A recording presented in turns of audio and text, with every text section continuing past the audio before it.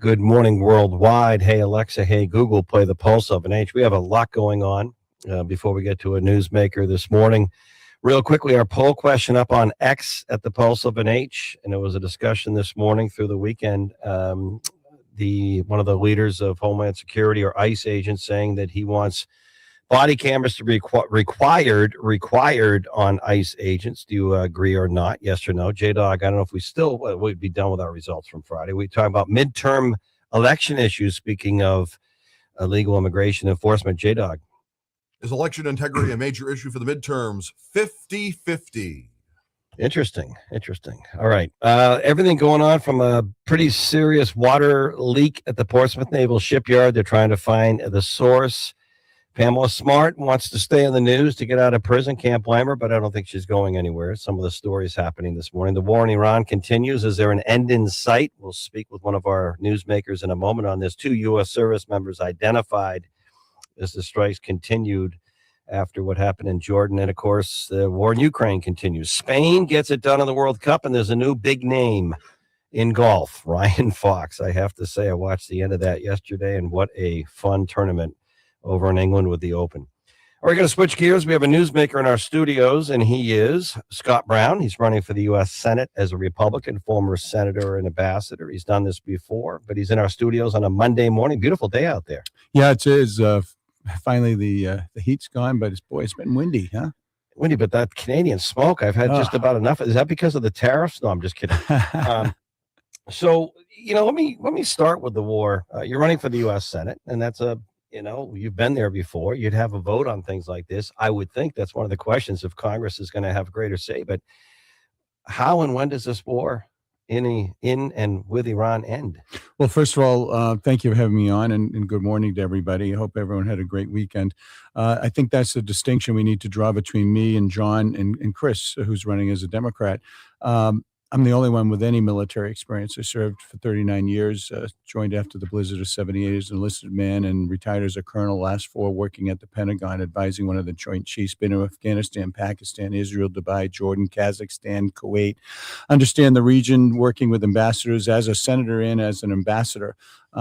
Yeah, listen, I agreed with what the president did. Both John and Chris said they shouldn't have done anything. So we're wrestling with, and as I'm out and about in our state, asking people what their thoughts are, it's about 50-50. Many people say, listen, I'm willing to sacrifice and pay the higher gas prices to make sure that Iran does not have a nuclear weapon. Because if you can imagine what they would be doing right now with that nuclear weapon, I think it trumps the other options, quite frankly.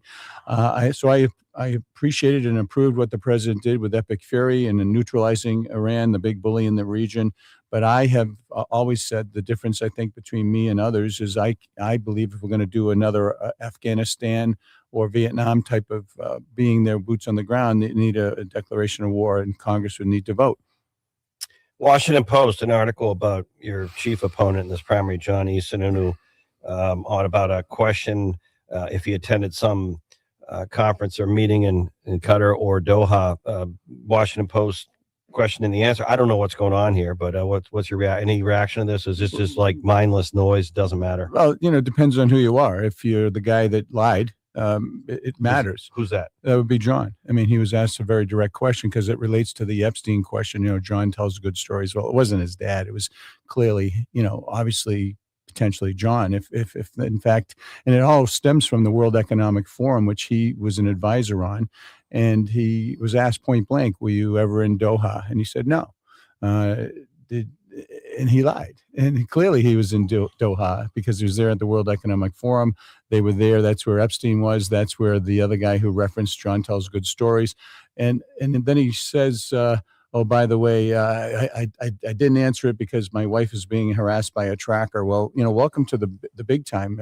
Every day we're harassed by trackers, and you had plenty of time to correct the record. So the question is why did he lie, and what else is he lying about? And that's something he's going to have to deal with. And it's something that people are asking about. So the question is not so much going to the conference. The question is, were you there or not? Yes or no? Yeah, and then they say, oh, it's public record. Well, yeah, if you go and look for it, but bottom line, he was asked a direct question, and he should have answered it, and he didn't. Policy-wise, give me one issue where you and Sununu differ. Well, we've just talked about it, the war. He said he never would have done anything. And as a result of that, we would have had a nuclear weapon potentially, because when they came to the table, they say, by the way, we have enough nuclear materials to make 11 nuclear bombs. That would be one. And Jack, here's the real distinction. I'm the only one in the race with any military experience. We just referenced that. And I'm the only one in the race who has any diplomatic experience, serving almost 4 years, the ambassador, New Zealand, Cook, Niue, Samoa, and our interest in Antarctica, and dealing with tragedies, the Christchurch massacre, White Island volcano, doing trade deals, and neither one of them have that experience. But here's something I think also sticks out. I'm the only one who's a grandfather, as you are, and you know the challenges that our young families, our daughters and sons are having, whether it's housing, childcare, the cost of goods, energy, and they don't have that experience, that daily experience that I deal with every single day. And that experience matters. But more importantly, I'm the only one. When you look at like Chris Pappas, you might as well call him special interest Chris. He's supported by so many different outside groups. And then you look at John, the big pharma, big banks, the World Economic Forum, left Congress 850,000. Now he's worth 36 million. When votes come up for New Hampshire, like, who are they going to vote for? Are they going to vote for the people of New Hampshire? Because my sole job will be to represent and fight for the people in New Hampshire. They can't, because they're beholden to so many other outside groups. I'm not a big defender of polls and surveys locally or nationally. University of New Hampshire, I don't think they do polling anymore. They're called surveys. They get a group of people together and ask questions. Yeah. So the polls seem to show a picture of St. Anselm, Institute of Politics, UNH, that for every 3 Republican voters in the primary, Sununu gets 3, Brown gets 1. You concerned about that? Does it affect your campaign strategy? You win this till the end kind of thing? What's the game plan? Well, we have 50 days left, so I hope I'm in it till the end. We're starting advertising. We're starting actually the first advertising on your show. So, we have a plan, we've executed it, and we have our own polling. If I thought John could win, I would absolutely not run. If I thought I wasn't a better candidate with more experience and being that independent fighter and looking out for the sole interests of New Hampshire and not beholden to anybody except the people, I wouldn't run. But we have our own polling, and we feel very comfortable where we're at. It's basically where we felt we'd be. And, if you recall, when I stopped the Democrat supermajority when Kennedy died, I was down 41 points and won by 6. This feels very similar. Are you outworking him? Yeah, of course. He's nowhere. No one ever sees him. You just said it when we were here. Your signs are all over Rye. No, I said a caller this morning said that. Yeah. You should take a trip. Yeah. We're out. I stay away from Rye. There's nowhere to park. No, that's Well, yes, I am outworking everybody, and that's who I am and how I am, and people appreciate it. You think, I know that Stephanie Shaheen's running in the 1st Congressional District as a Democrat. By the way, later on this morning, I forgot to tell you, Jada, we do have Senator Shaheen wants to check in.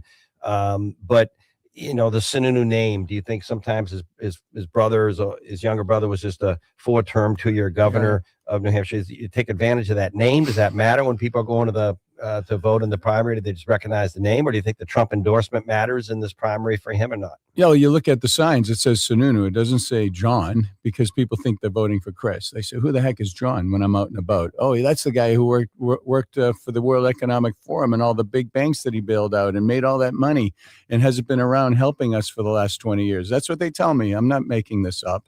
And then you look at, of course, the Sununu name. I love the father, and I thought Chris did a great job, aside from arresting people when they were, protesting during COVID, which is a problem.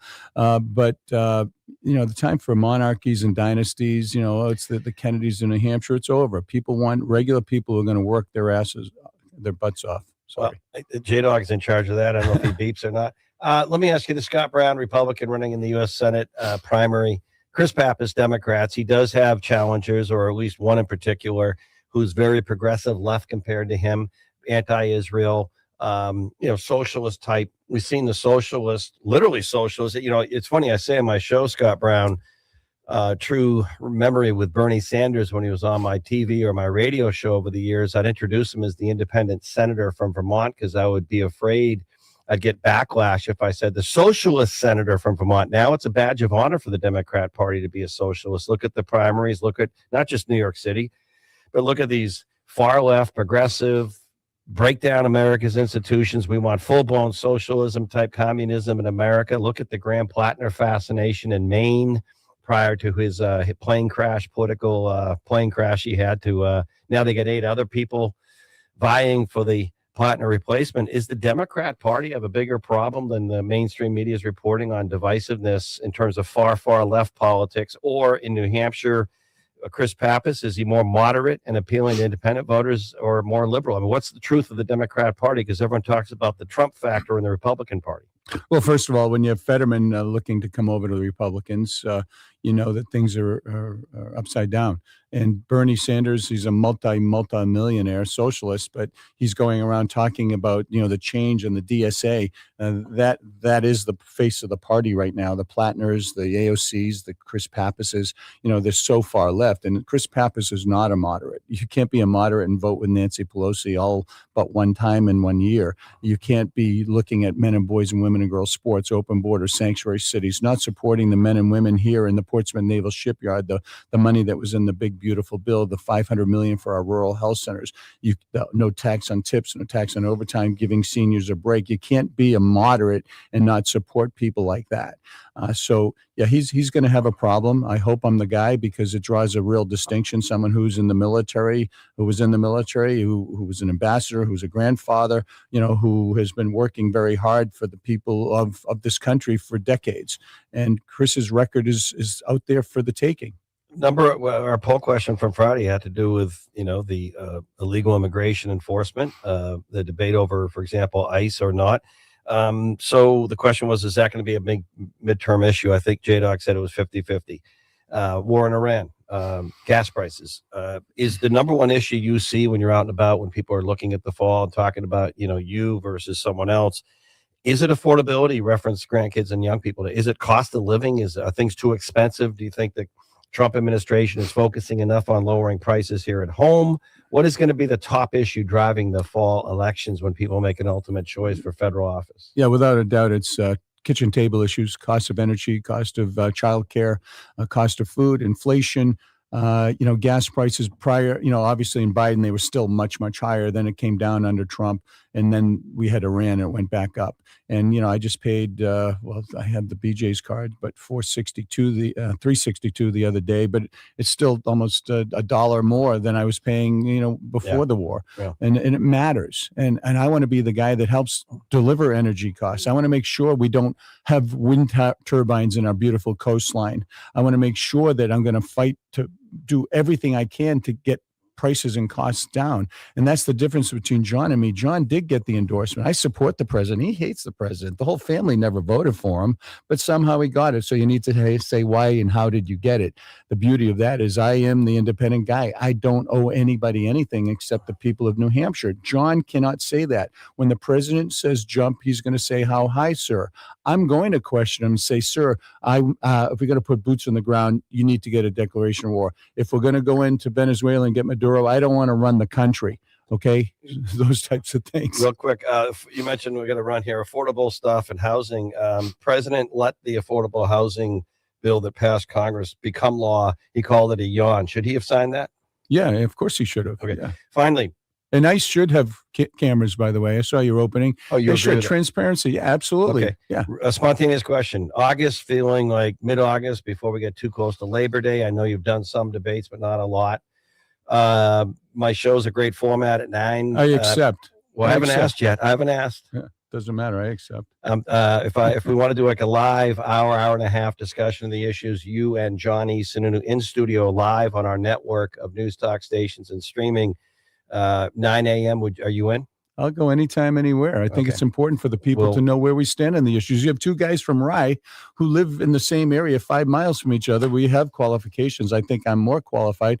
Why shouldn't we let people know what we think and how we stand? All right. I'll make it ask. Yeah. Mr. Sununu. Thank you, Scott Brown. Live. Right. Thank you. Go to scottbrown.com and help, folks. It's time. Let's have some fun. Is the band still going? Yes, we're playing actually at the Tupelo, opening up for Dawkins on Sunday, and then we're at Jimmy's Jazz Bar on Wednesday and Wally's on Thursday. Are you the only U.S. Senate candidate in the country that plays in a live band? I need an outlet. Well, Obama played Clinton played the sax, so yeah, it's a great outlet. I love it, and people are very, very happy. All right, thanks for joining us. Hey, Thanks. Google, hey, Alexa, play the Pulse of an Age. We'll check in with with some of our regular contributors.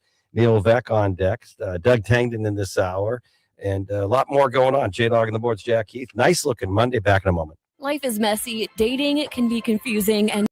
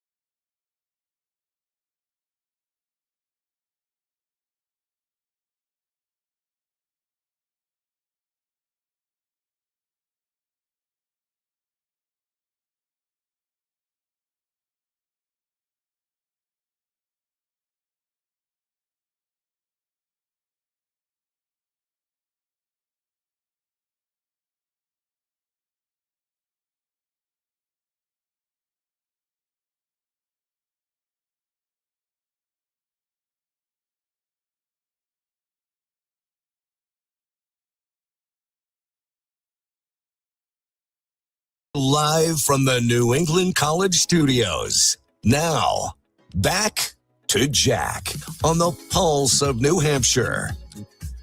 All right, we are back on this Monday. Nice looking Monday, by the way, weather-wise. It's a beautiful day out there in terms of gorgeous. Saturday was just so crappy with that smoke from the wildfire stuff and pretty heavy. Just was bad. And then yesterday, gorgeous, windy, breezy yesterday. Hopefully blew a lot of it out. Today's nice. Hey, Alexa, hey, Google, play the Pulse of an H, Jack Heath, J-Dog on the boards. As we get going on this Monday morning, just had Scott Brown, Republican, running in the U.S. Senate race, 10:35 this morning live. We have U.S. Senator Jeanne Shaheen, Democrat, of course, live on the show talking a bunch of issues. And she is the obviously or clearly outgoing U.S. Senator because her retiring and not running again opened up, I guess, the door or Pandora's box for what we were just talking about, the U.S. Senate race with a bunch of people on both sides, wide open U.S. Senate race, one of the pivotal ones in the country, and we talk about Maine with the after the Graham Plattner, I call it the political plane crash, and Maine Democrats are about to name their choice or replacement for Plattner to run against Senator Collins in the U.S. Senate race in Maine, a key matchup. And who will they pick? Who the heck knows? Of the 8 that were featured in that debate, I saw clips of, as they say. I won't even characterize some of the candidates in terms of their beliefs, their positions, or backgrounds, or lack of backgrounds. Been hearing from sources that are watching Maine politics that there's I guess he was the Senate leader. They might be looking that way versus some of the others, but I don't know. Some of the other stories out of Maine were just quite interesting, and we'll say the very least. And how does New Hampshire view that Maine Senate race? Who knows? J-Dog, we haven't even had a chance to talk about it. Spain gets it done in World Cup. And I have to say, J-Dog, and a lot of people don't do this anymore. They don't do it in politics, certainly, when they say, hey, I was wrong. I got that one wrong, J-Dog. The World Cup resonated in attendance and I think connections with America more than I thought it would, right on through to the very end. These matches, I was out and about this weekend, and if you're a soccer fan, people, they had the soccer on. If you're a golf fan, people were watching the Open over in England. I watched it. Watched the first half at Arts Alley in downtown Concord with a couple of my buddies, by the way, Jack. It for the was soccer. massive. Kids everywhere with those Zulu horns, whatever they call them, those it was just a positive vibe, Yeah. All right. So we have a lot of stuff happening this morning as we get going, and we'll keep you posted. The situation in Iran, I don't know anymore. It just seems that the escalation has gotten so intense, and the 2 U.S. service members were identified just yesterday from that attack in Jordan, and of course the U.S. has responded. But where does this go? Where does it end? I have to say, I hope it ends soon. And we just gotta, I don't know. You wake up, you look at that one, and then of course Russia had a big ballistic missile attack against Ukraine, one of the biggest in the war, according to Ukrainian officials. And it's a crazy world. I don't know how else to put it. I really don't. And as we get going this morning, a water break at the Portsmouth Navy shipyard. They're looking for the source of that. Pamela Smart in the news this morning. There's a virtual appearance in her latest appeal, a court appeal on evidence. I don't know what, hey, look, I don't blame anyone for wanting to get out of a life sentence in prison. And I can't blame her, but at the same time, I don't think she's going anywhere. But what do I know? But she keeps popping up in the media and the news. And you've heard me comment in the past, covering the original trial and the verdict, and knowing the prosecutors and the late Judge Doug Gray over in Brentwood at the courthouse, and the whole story from WMUR TV days of Pamela Smart and the murder of her husband and the 3 young guys at the time that she got to do it from Winnicott High School. They're all been freed and out now. They serve their time. She's still in prison. I don't think much is going to change, but what do I know? 603-228-2080. When we come back, Neil Levesque, one of our regular contributors, Doug Tengden, looking at the economic front, and 10 o'clock hour, we'll have Gene Shaheen on at 10:35 slot. We just had Scott Brown. And I will say this quick going to the break.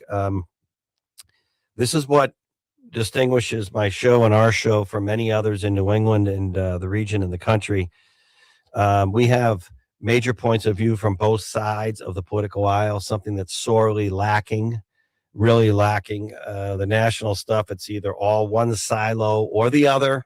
But here we're big enough or open-minded enough to have both points of view. And I pride myself on that fact in this show as a differentiator that we'll have both on. So we'll have Senator Shaheen on at the 10:35 slot. And hey, Alexa, hey, Google, play the Pulse of an H. Back with Neil Levesque next. 107.7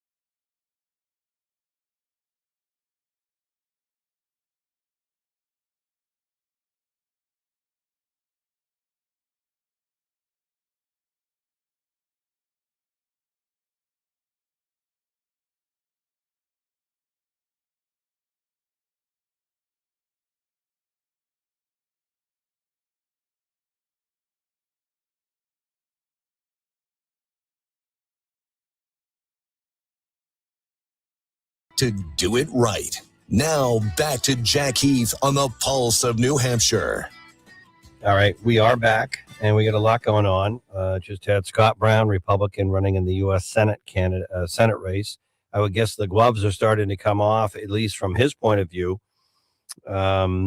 And maybe it's because polling, if you believe that, suggesting that John E. Sununu in the Republican primary for the U.S. Senate, Neil Levesque, in your recent poll from Institute of Politics, St. Anselm College, where you're the executive director, reflects that, a 3-1 Sununu advantage. But interesting on some of the things he's going after Mr. Sununu to differentiate and getting a little more, I guess, intense on the criticisms or questions. We'll bring in Neil Levesque. Good morning. How are you, Neil? Good morning, Jack.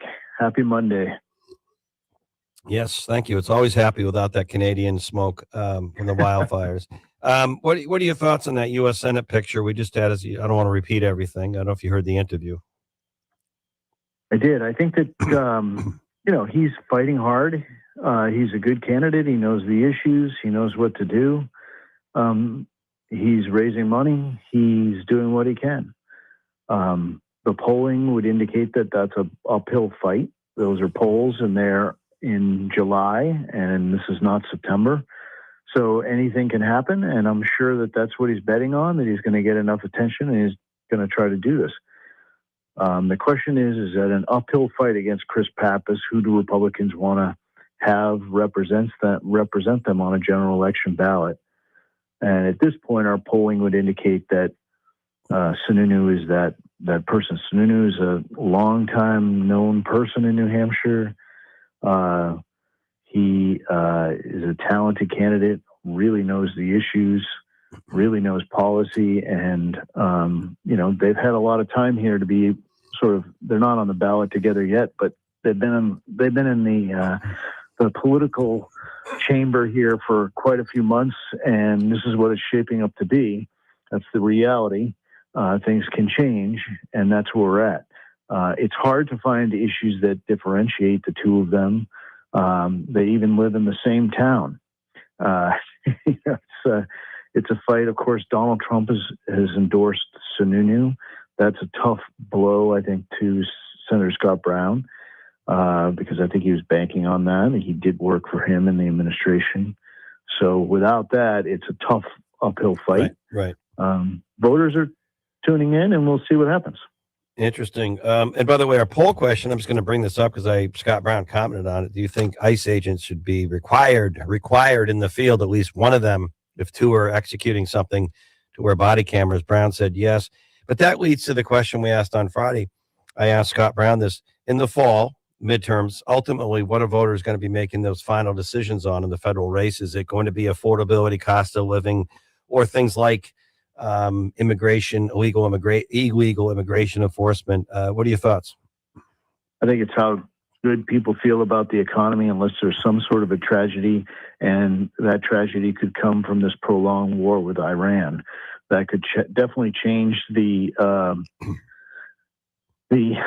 ground for a general election in November, and I think that the president would like to put away what's going on in Iran and turn the page, and that doesn't seem to be happening. As far as the cameras go, I think it would actually probably benefit ICE agents who are trying to make arrests and doing their jobs. Yeah, and I think let the American public see half the stuff they have to deal with. Let them see it for real. Hey, Neil, let me switch gears if I could. I referenced the state of Maine because of our Senate race here, the U.S. Senate race, which I think is really turning up the heat now. Finally, it seems like it's getting underway. Maine's about to pick I guess you could either say the infamous or famous Graham Plattner replacement. I'm sorry, the whole thing is one of the most bizarre political chapters I've ever seen. They had the party had 8 candidates debate the other night with everything going on. Sadly, I missed it. Neil, I don't know if I'm ever going to be able to replace that void in my life. I missed that debate. I guess the question is, who are they? What are you hearing? You talk with people. Who are they honing in on? Is that person going to be able to please a very fractured Democrat Party in the state of Maine? I mean, you look at the Graham Plattner supporters. There was one state representative from Rockland, even after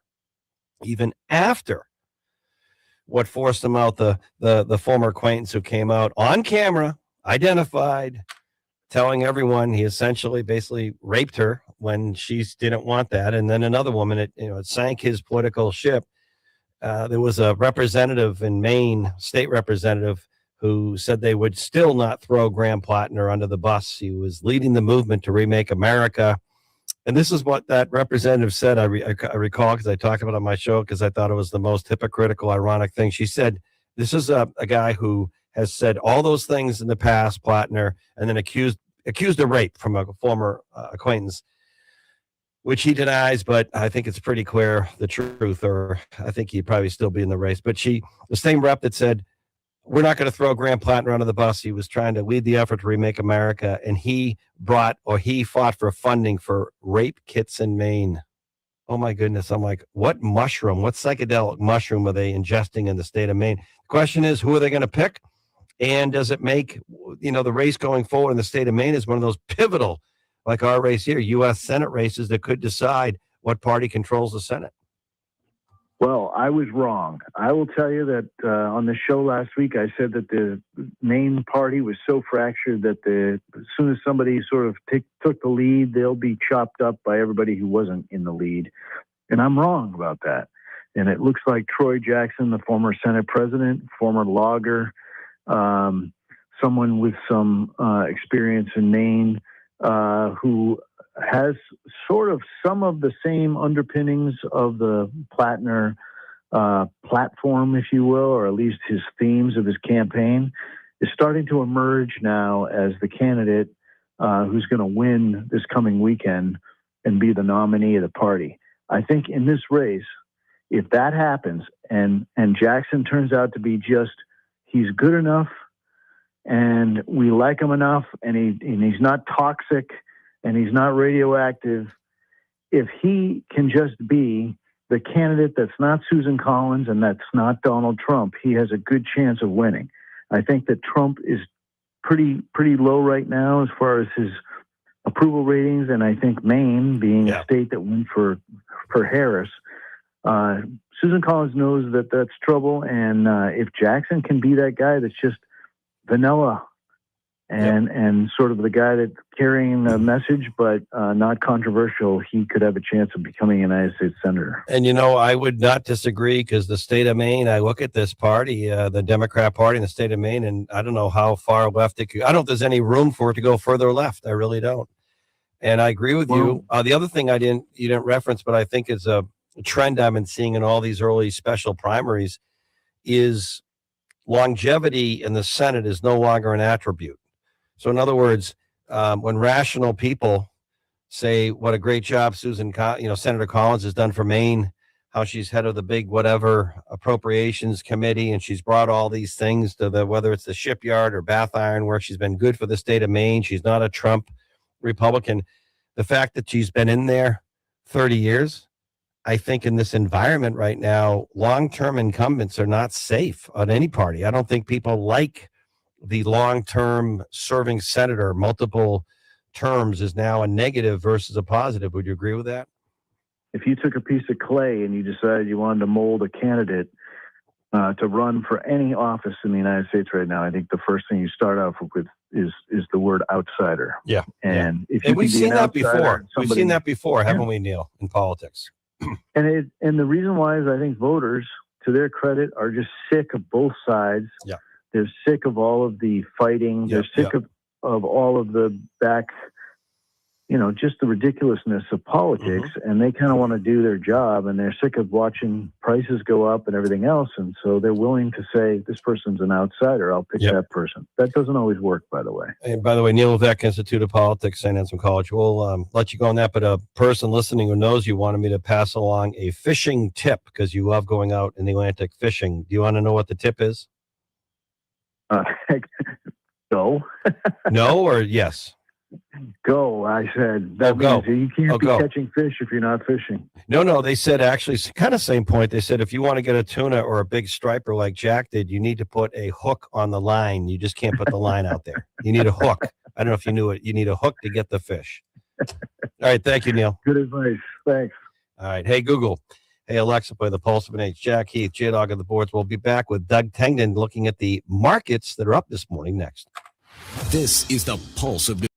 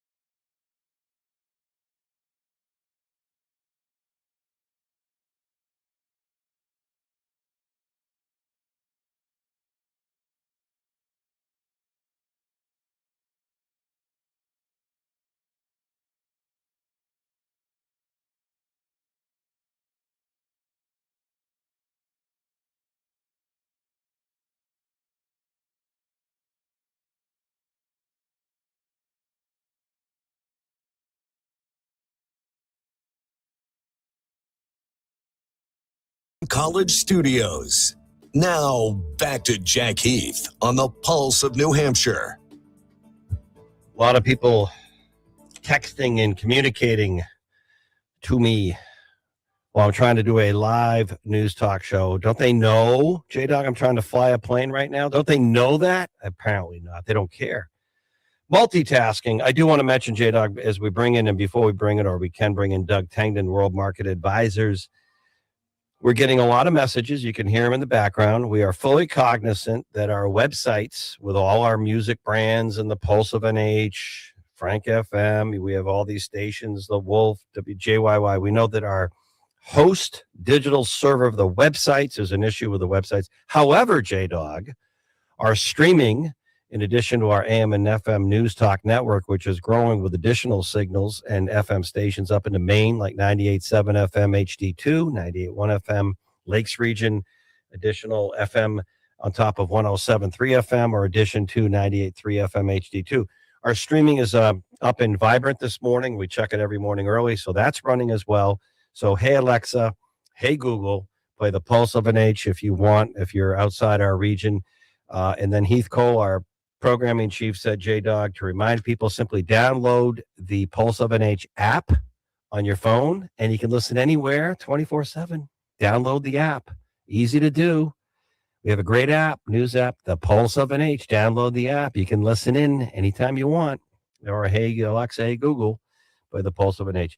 J-Dog, I want to bring in Doug Tangdon. And before I do, only because I'm very proud and always love these things, I got to find Doug's original email this morning because we texted early about the show. Congratulations, Dad. His youngest son receiving an officer's commission from the United States Navy in Newport, Rhode Island. And that's pretty cool, Doug. Yeah, it was a very, very emotional time. Super proud of Dean. Ensign Dean Tangdon will take a station out of San Diego. He will report aboard the Russell eventually. He's going to complete more training. The Navy is very good about train. But yeah, it was a great time. I think about 95 graduates from his class. They turn them out approximately every 3 weeks, I think. Very, very exciting to see these young officers receive their commissions and move forward. Markets are up this morning. Two wars going on in the world. Ukraine, one of the biggest missile attacks by Russia against Ukraine. And I don't know, is it day 9 or 10 now of escalation increasing in and with the war in Iran? And yet our markets are up this morning. What the HE double hockey sticks? How can you explain that one? Well, you can't keep a good market down. And yes, we have conflicts around the world, but we have an economy that keeps moving forward.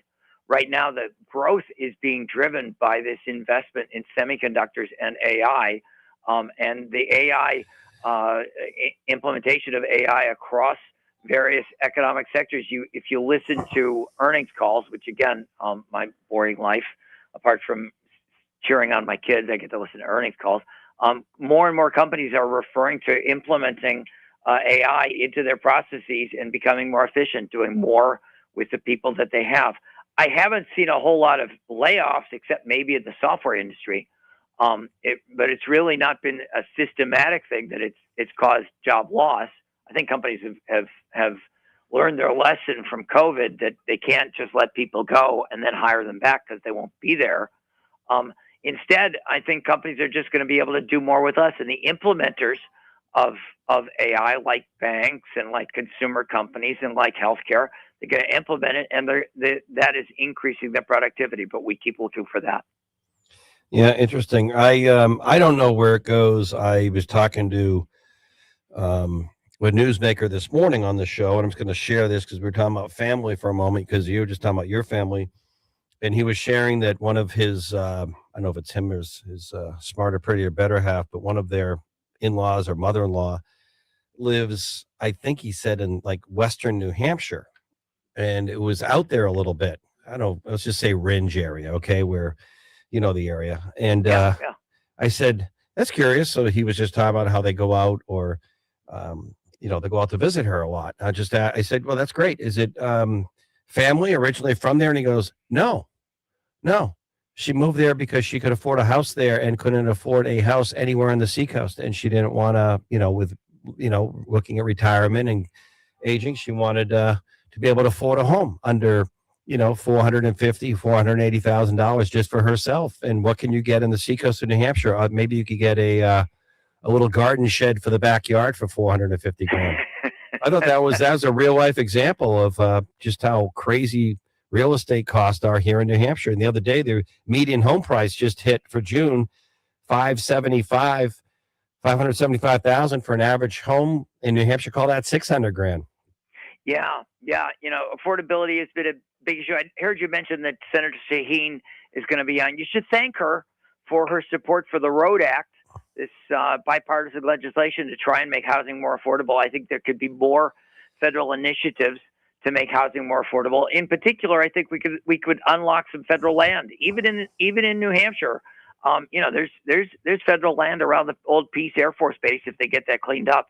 And Senator Shaheen has been good on housing. I think she's had some common sense proposals. Just keep it moving forward, because we really do need we talk about efficiency, Housing is unfortunately one of the areas that has not become more efficient over the years No. because there's so much regulatory paperwork associated with it, whether it's wetlands Yep. or materials. All the materials have to be green labeled. That has really held back the housing economy. We're going to see housing starts this week and permits. Permits, just for reference, they are below where they were in 1996. We had the housing boom, and then we had the bust, and then we clawed out of that, but we are still trending lower, and the permits are below where they were in 1996. That's shameful for an economy with 330 million people and 170 million workers. We ought to be able to build more houses. That's why housing is so unaffordable, is because we can't supply enough of it. Interesting. All right, Doug, congrats again on your, I don't know if we call him a midshipman, but thank you for sharing that. Ensign, he's an 01, Jack. So All right. we're very excited. Thank you very much, Jack, and you have a great week. All right. Hey, I stirred up a little bit. I saw over the weekend a post that regular newsmaker here on the show. I consider him a good friend of higher education in New Hampshire, but the new, I don't know if they call it chancellor. That's an interesting word these days, isn't it? If you ask the trustees, the University of New Hampshire system, and how they want the chancellor to run all three universities. But congrats to the community college system in New Hampshire for naming Chuck Lloyd, J-Dog, as its next chancellor. And I posted Starts in on August. Yep, starts in August. He had been with White Mountain Community College, or White Mountains, and then also Manchester Community College.